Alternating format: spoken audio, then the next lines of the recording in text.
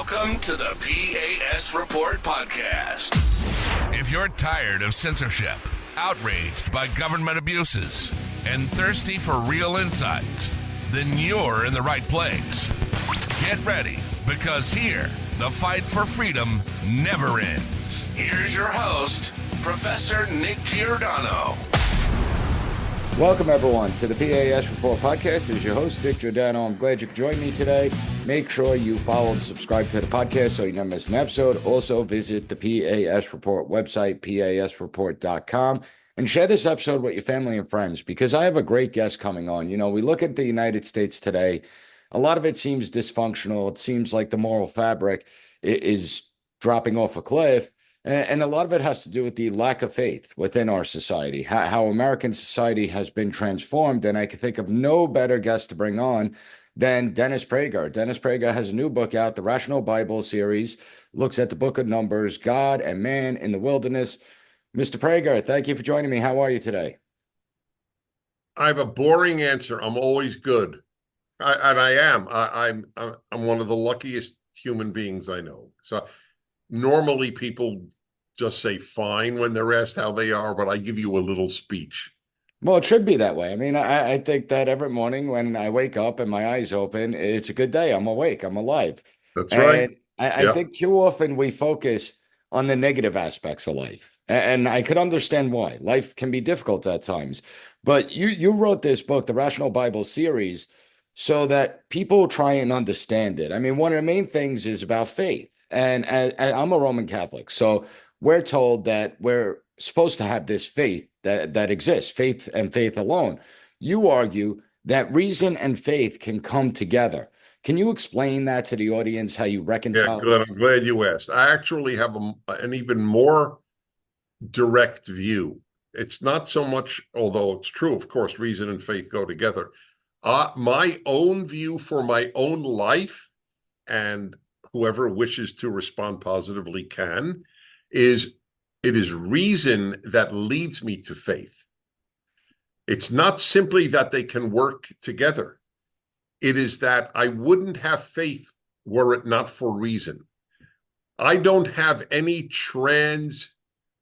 rational faith. My faith in God is not because, oh, I believe in God. Reason tells me there is a God. Reason tells me there is a creator. Reason tells me that the death of the Judeo-Christian value system in the West is going to mean the end of the West, because the West was founded on that. If you remove the foundation, you could be an atheist and say this. I'll give you an example. Douglas Murray is one of the greatest thinkers living today, in my opinion. Douglas Murray is an agnostic. He is not a member of any religion. And he agrees 100% that the death of the biblical religions in the West is the end of the West. You don't have to be, you can be an atheist. He's an agnostic. You can be an atheist and understand that. So it's not for me. That's why I call it the Rational Bible. I write in the introduction to each volume. It's a 5-volume commentary on the first 5 books. This is the 4th. There's one left, Leviticus. So I write in the introduction to each of the 5 volumes. If anything I say does not comport with reason, I have failed. I believe everything in this is about the Torah, the first 5 books, and both the Old and New Testaments are based on the Torah. Everything comes from there. The Garden of Eden, creation, the 10 Commandments, love God, love your neighbor. It is all there. And if you don't know those 5 books, you can't know the Bible. So I am explaining them. I know biblical Hebrew pretty much like I know English, and that has been a tremendous help. But what I'm trying to do is make a rational case for the magnificent lessons of each of the 5 books. And I think that's so important, because obviously as human beings, we're constantly filled with some sense of doubt, especially when times get difficult, especially when hopelessness tends to kick in. people may either gravitate towards faith or they may actually move away from faith. So, what are your thoughts in regards to what we're seeing in our society, where the amount of people that have some faith has plummeted? I mean, you go to churches, the pews are empty. It's sad when I go to church and I see the pews empty. Americans are moving away from God. They're moving away from the Judeo-Christian society. What's your thoughts, and how does it impact the family unit? Yeah. How does it impact the Well, it broader impacts societal structure? it impacts everything. Look, uh, uh, uh, it's so ironic you should ask this. My last column, I have literally 1,000 columns. And this is at DennisPrager.com. People can find it, Yes, right? that's right. Well, it's all over the place, but it's certainly at DennisPrager.com. And it was how the secular keep me religious. And people would love this column because it's the truth. If the secular world produced wisdom and goodness, I don't know how religious I would be. The most powerful single impetus for my staying religious is realizing there is no alternative that leads to wisdom and goodness. And by the way, goodness is not possible without wisdom, because good intentions don't mean a damn thing if you don't have wisdom. 80 million people were killed by communists in the 20th century, and many of the communists had good intentions. Equality, for example. Whether or not that's a good intention is a separate subject. I want to address as well, when you spoke about the empty pews, I have brought a lot of people to religion. In fact, this will blow your mind, but it's either true or not true. I believe that I have brought more people back to church than any living Christian, and I'm a Jew. Just for the record. And I'm not saying it to boast. I'm saying it to make a point. Why have I been effective in changing people's minds from secular to Bible-centered and God-centered? And here is my modus operandi, my mode of operation. I rarely argue for faith in God. I argue for the necessity of God. Life doesn't work. Society doesn't work without the Bible and God. And then people listened. Because let's say I convince people there's a God. How do you know it'll make any difference in their lives if they don't know what is significant about God? This is where Jews, Catholics, and Protestants have failed. They haven't made the case for the necessity of their religion, of the Bible. They made the case for faith, but not the case for necessity. So the society won't survive without the biblical bases that made our society possible. And since I began lecturing in my 20s, and I said at the time when I would lecture, that Americans didn't teach kids how to be American or why to be American. Christians didn't teach their kids why to be Christian, and Jews didn't teach their kids why to be Jewish. They just assumed inertia would take over. I go to church, my kid will go to church. Doesn't work that way. They didn't know how to answer the great question, why is it so important? And can you explain that to the audience? Why it is yes, so that's important? all I do. That's the whole point. That's what I do. Or as Dostoevsky put it in one sentence in Brothers Karamazov, where there is no God, all is permitted. There is no good and evil if there is no God. There are only opinions about good and evil. How many people tell their kids that? Do you know that good and evil are equivalent to tasty and not tasty? Yeah. There is no difference. If there is no God who says there is good and evil, there is no good and evil. There are just opinions about it. All morality becomes subjective, silly putty, which is what we have now. Only secular people say men give birth. You know a religious Christian Jew or Protestant or Catholic who says men give birth? I never met one. Only No, neither have secular I. people. In fact, the FBI looks at traditional Catholics as potential domestic violent extremists That's because they right. only That's believe in two correct. genders. Yes. And the Los Angeles Dodgers can mock the Catholic Church, and the Olympics can mock the Last Supper, and nothing happens.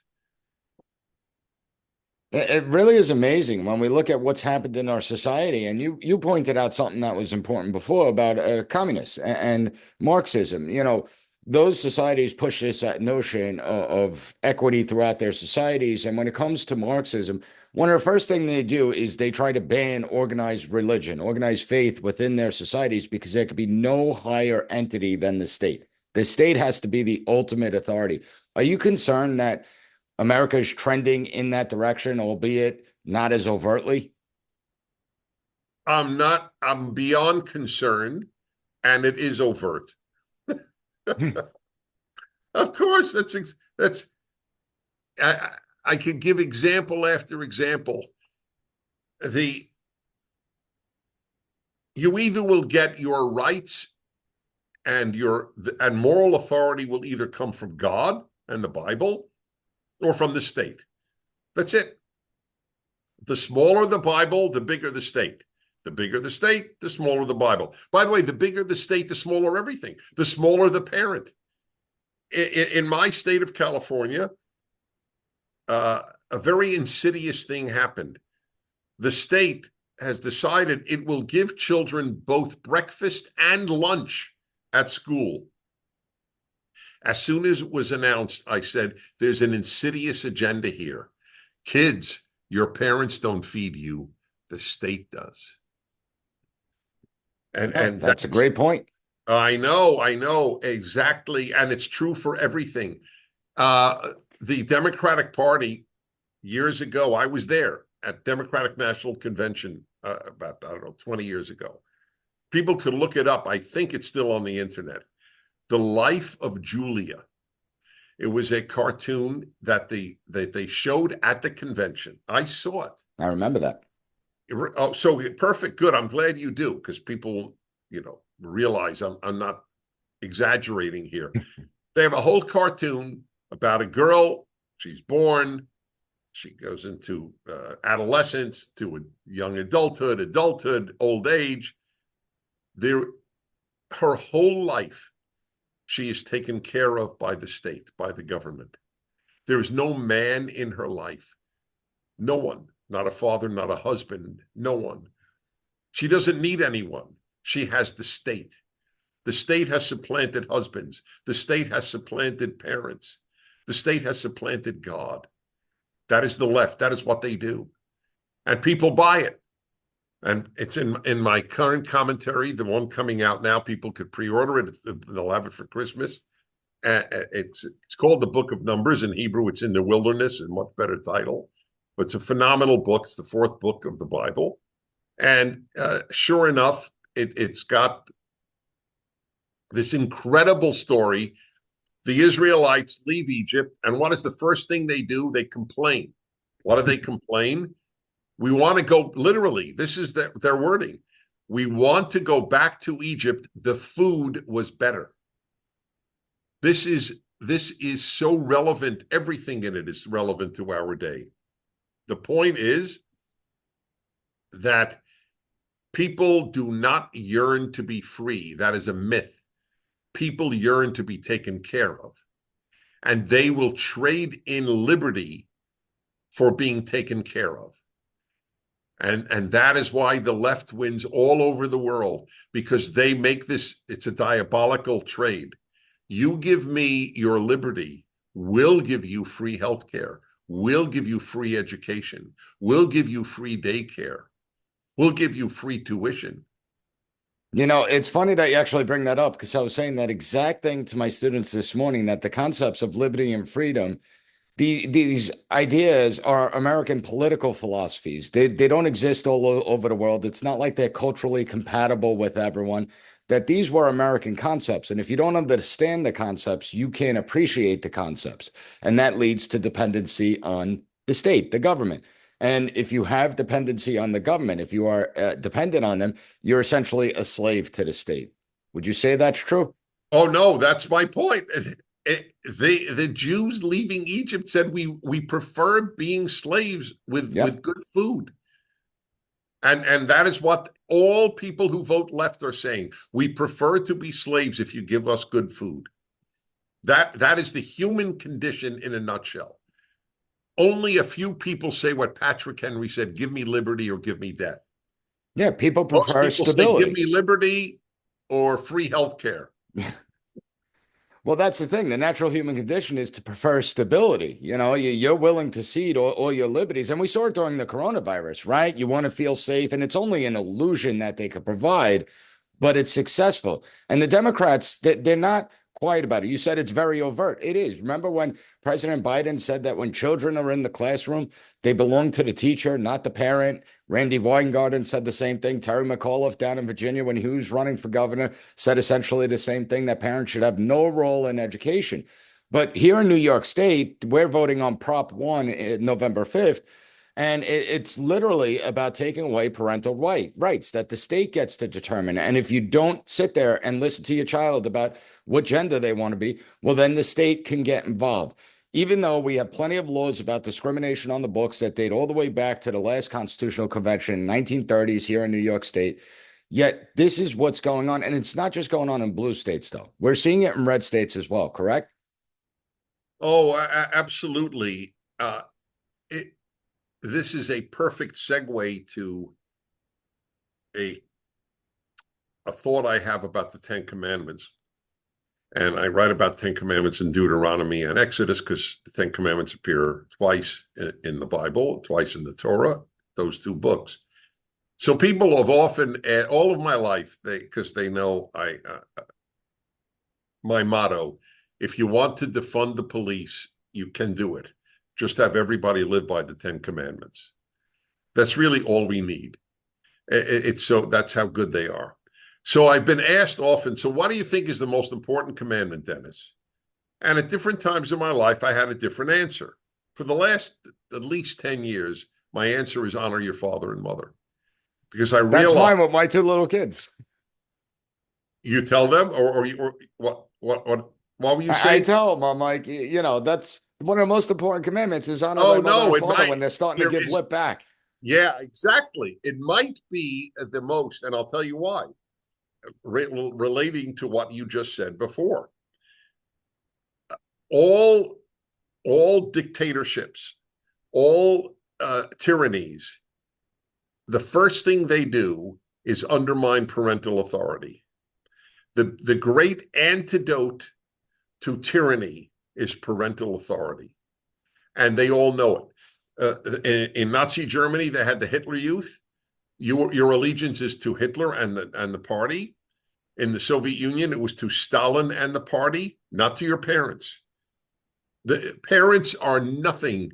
The further left you go, the further totalitarian, and virtually all totalitarianism is left wing, you undermine parental authority. Yeah, in Saddam Hussein's Iraq, students were told to report to their teachers if their parents said anything bad about Saddam. Yes, in every tyranny. That is exactly during right. COVID, you had governors telling, during Thanksgiving break, the governor of Vermont, who was a Republican, actually, who basically said that schools have to ask the children what they did for Thanksgiving break, how many people came into home to see if COVID orders were being violated. And I'm like, that's terrifying. This is the United States of America. It's not Saddam Hussein's Iraq. And yet here we have politicians and public health officials that were pushing that exact thing that you're saying. That's why, as I point out in both Deuteronomy and Exodus, when discussing the Ten Commandments, the only commandment that lists a reward is honor your father and mother so that you will live long on the land that I give you. No society will survive the breakdown of parental authority. And sadly, here in the United States, we're seeing the breakdown of the family unit in general, where, it's pushing nearly 50%, and maybe over at 50% at this point, are born in single parent households. Some parents aren't involved in their child's life. And in this day and age, parents, listen, life is hard. Even if you do come from a two-parent household, both parents are usually working, hardly have a home. And so they don't spend as much quality time as they should and need to with their children. So, I mean, we've seen the Bible endure for thousands of years since human history. How do you think that we could bring it back, make it where people today, the American people today, have an appreciation and understanding of the Judeo-Christian values that built this society, and look at those that may be skeptical and say, well, there's a separation of church and state, which is never actually written into any of the founding documents. But how do you push back against them? I can tell you my method, and it has been effective. And this Bible commentary is one in my arsenal of things that I use, by explaining to people that no alternative works. That's the What comes next will be far worse. There's no comparison. And you know, of course there have been failings in the Judeo-Christian world. There's no question about it, because human beings are flawed.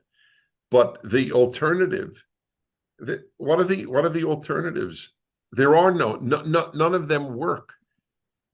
As I point out just in this column, and of course in my commentary, the most absurd institutions, those that most reject moral norms and wisdom, are the most secular institutions. They're called universities. I mean, when you have faculty and students pro-Hamas, I mean, Hamas is today's Nazis. They announce, we want to exterminate the Jews. And you have massive demonstrations, and you have massive support for the idea that America was founded in 1619 to be a racist country. It's systemically racist. I mean, and of course, that's where they came up with the idea men give birth. Yeah, well, the intent is clear. I mean, I've written extensively about the pro-Hamas, pro-terrorist protests we're seeing on college campuses. It's an embarrassment to my profession. It's more and it's more embarrassing that professors are engaging in this. And right. College administrators shouldn't get tongue-tied. It shouldn't be difficult to condemn a Hamas, a brutal terrorist organization that slaughters innocent civilians. And we should all condemn an education system that actually promotes anti-Americanism. And they've been doing that for years, to try and create a bunch of activists, the next generation of activists, to push this country further to the left. So bringing it to November 5th, what are your thoughts on November 5th? How do you see this playing out? And do you think that rational, sane Americans are going to step up, speak out, and essentially say, we've had enough of this woke nonsense going on? I have no idea. I never make predictions. Me neither. It's not only don't I make predictions, I'm neither optimistic nor pessimistic about the American future, because I don't find that either optimism or pessimism helps. The pessimist doesn't fight because he says things will turn out lousy. The optimist doesn't fight because he thinks things will turn out great. I only care if people fight. I don't care if you're an optimist or a pessimist.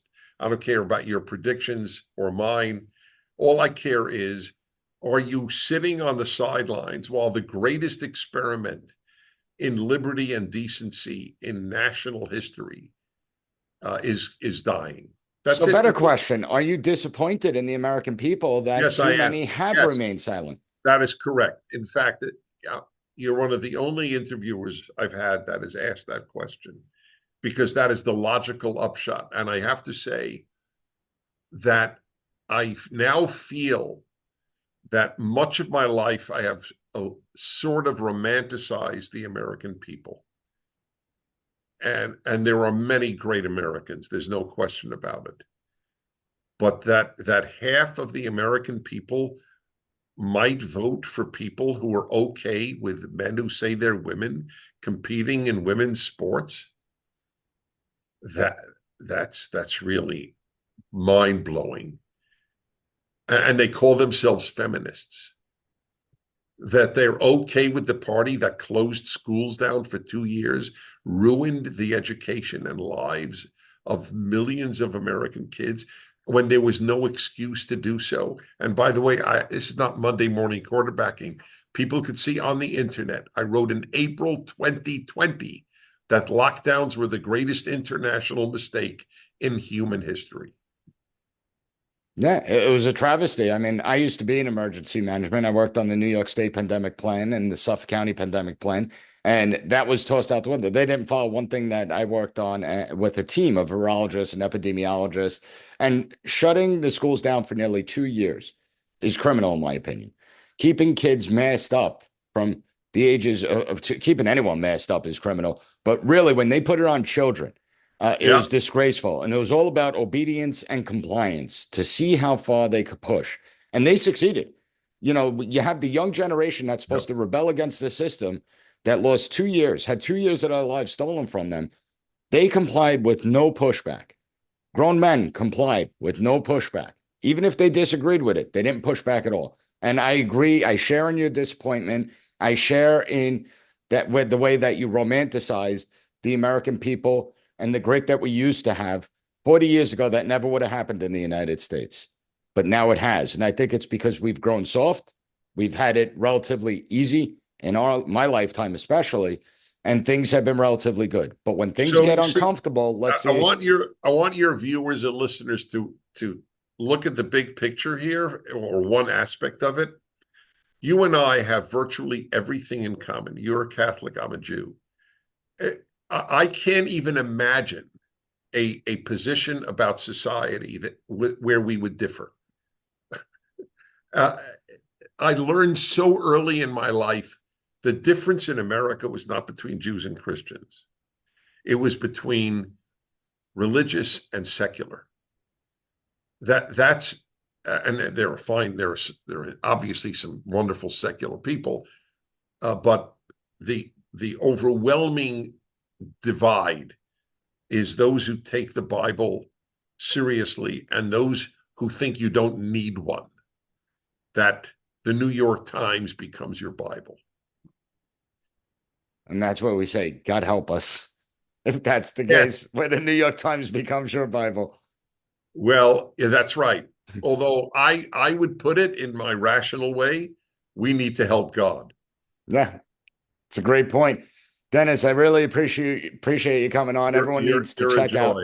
I hope people will get the Rational Bible. Oh, well, we're going to have links up to the Rational Bible series on the P.A.S. report. So go to PASreport.com. Make sure you visit DennisPrager.com. Make sure you go to PragerU. I really enjoyed the conversation. I hope you come back. Yes, I would love it. Thanks a million. Thank you for listening to the P.A.S. Report. Don't forget to rate, share, and hit that subscribe button. That way you'll never miss an episode. For more exclusive content and updates, visit us at PASreport.com and follow Professor Giordano on all social media platforms at P.A.S. Report.